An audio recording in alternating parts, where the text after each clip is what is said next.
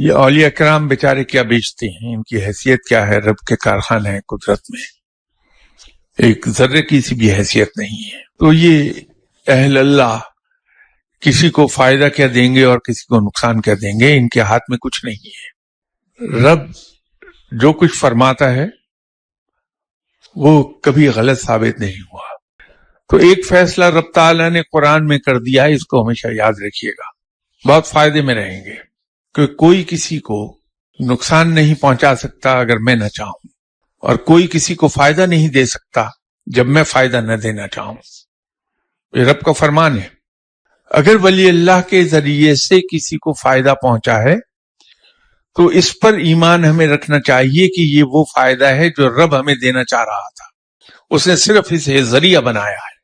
اور نقصان کے بارے میں رب تعالیٰ نے ایک بات بڑی کلیئر کر دی کہ کسی شخص پر کوئی مصیبت نہیں آتی ما سوائے اس کے اپنے ہاتھ کے. تو جب ہمارا یہ ایمان ہے کہ قرآن پاک میں بیان کیا ہوا ایک ایک لفظ رب کا کہا ہوا ہے اور ایک ایک لفظ سچا ہے، پتھر کی لکیر ہے، تو ہم اس کہے ہوئے سے باہر کیسے چلے جائیں اور یہ سوچ لیں کہ کوئی شخص ہمیں فائدہ دے سکتا ہے یا کوئی شخص ہمیں نقصان پہنچا سکتا ہے.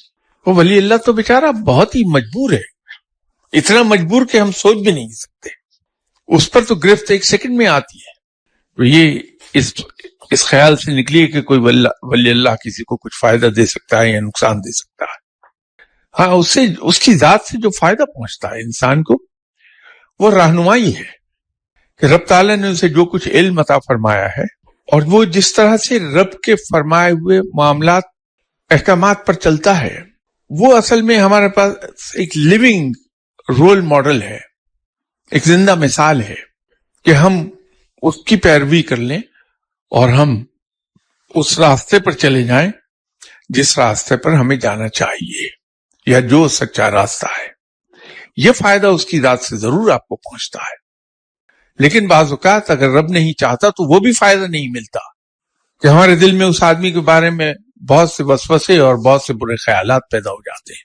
تو وہ جو رب تعالیٰ یہ کہتا ہے نا سمن بکمن والی بات، اگر وہ کسی پر اپلیکیبل ہو گئی ہے تو کسی بڑے سے بڑے ولی اللہ کے پاس جائے گا تو اس کے دل میں وسوسے پیدا کر دے گا رب، تو وہاں سے وہ فائدہ بھی نہیں لے سکتا.